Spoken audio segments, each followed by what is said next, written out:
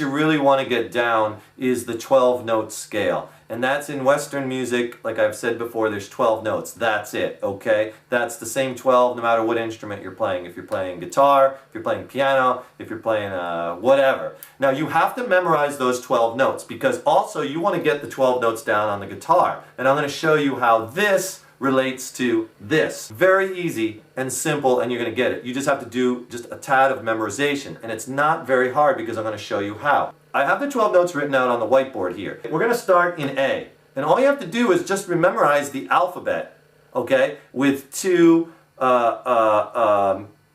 little things. We're going to insert some sharps and some flats. And in music, a sharp or a flat is also called an accidental. Accidental.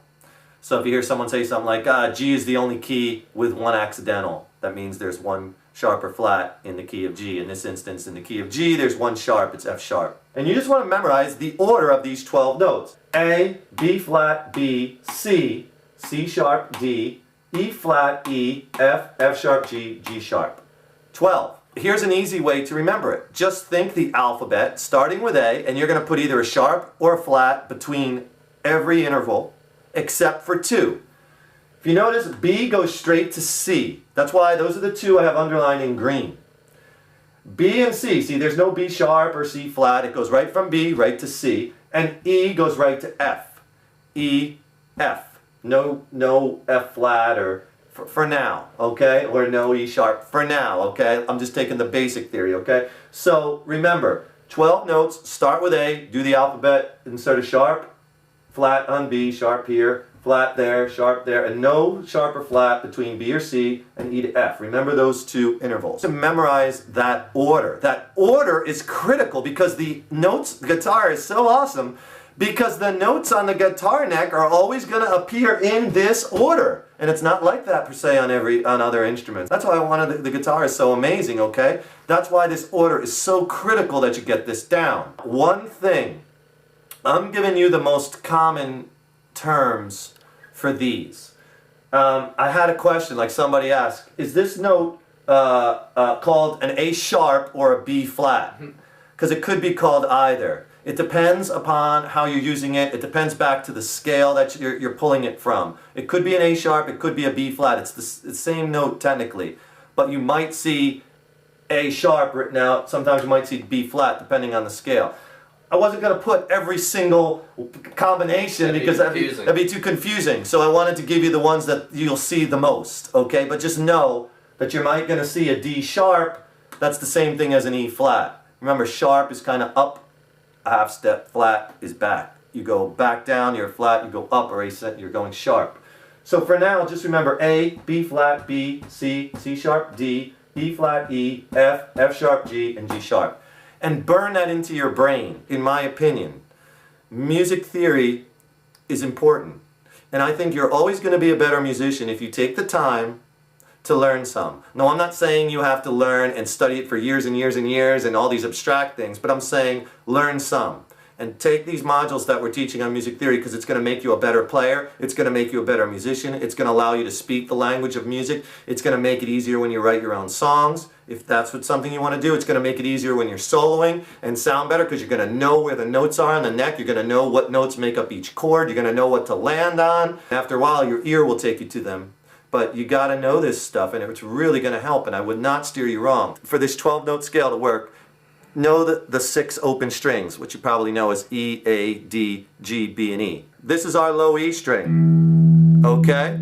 So, if we go to the first fret, okay, that note has to be the note that comes after E. After the open.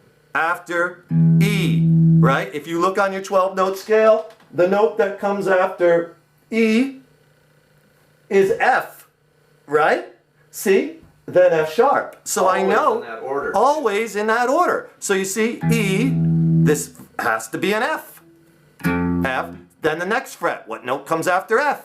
Let's look on the chart. F sharp. F, F sharp, right? So E, F, F sharp. What note comes after F sharp, you say? Good people. F sharp, if you know this order, after an F sharp comes G. E, F, F sharp, G. G is at the 3rd fret.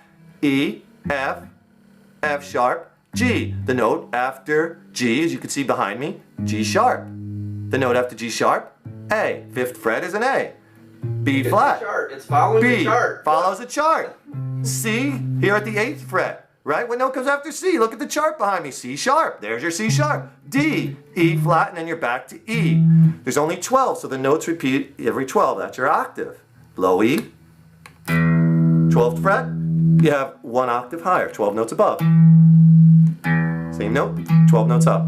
But here's the great thing about the 12-note scale, people, and why it's so wonderful on guitar, is we just learned that you know all the notes on the neck, right? Here's the A string, or the 5th string, right? That's A. What note comes after A on our 12-note scale? Look at the chart. Let's look at the chart. I know it. B flat. It's right there. B flat, then B, then C. So here's our A string. 1st fret's gotta be a B flat. Gotta be a B at the 2nd fret. Gotta be a C at the next one. C sharp, D, E flat, E, F, F sharp, G, G sharp. There's my A at the 12th fret.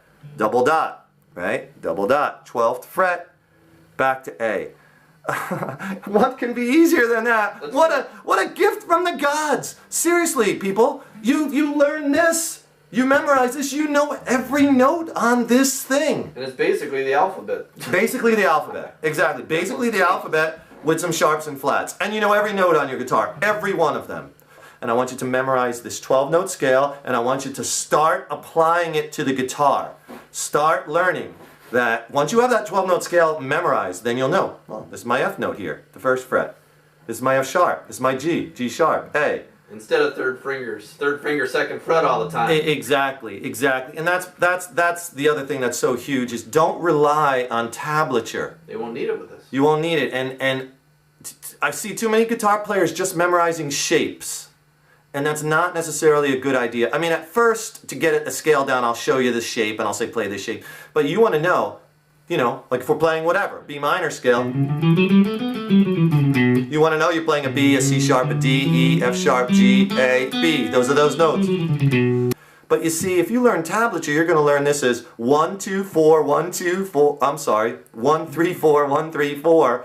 But it doesn't tell you the notes you're playing, and that's critical.